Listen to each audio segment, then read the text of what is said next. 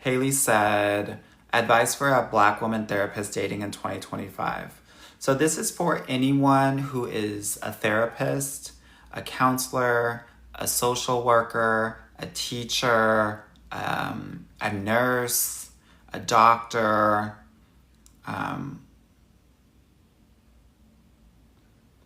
Your whole job, and no shade, your existence is about centering other people, right? And serving them. And unfortunately, right, a lot of these service and nurturing jobs, the majority of people that actually handle them are women of color. So part of your work is going to be learning how to, and I can help you within the context of my program, learn how to take up more space and center yourself. I have a ton of therapists, a ton of doctors. I actually just got off the call with one of my doctor clients. And the work is doing things that make you happy. So a couple of things. Centering yourself in your pleasure. So you don't do anything that you don't want to do, right? Oftentimes, these individuals and these such jobs will go along to make other people happy and like make other people's happiness their happiness, aka codependency. And that's not going to work in a healthy relationship. So you have to center your happiness first and foremost. Second, the other thing that I think is important is like taking up space. So for example, what that looks like on a date is like, don't sit back and listen. You're not that man's counselor or therapist.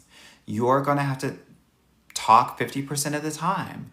Don't be afraid to brag. Talk your ish and see if they can handle it or not. Most people in nurturing jobs don't take up the space, and they actually attract more narcissistic and toxic men because they're comfortable playing small and giving their partners the rest of the room. Recipe for disaster, girl. Okay? The other thing that I will offer in terms of, you said you're a therapist, is you are often going to be very much in your head. Thoughts. And instead, part of the work is learning and having the emotional confidence to be able to sit in your emotional seat and engage in relationships from there.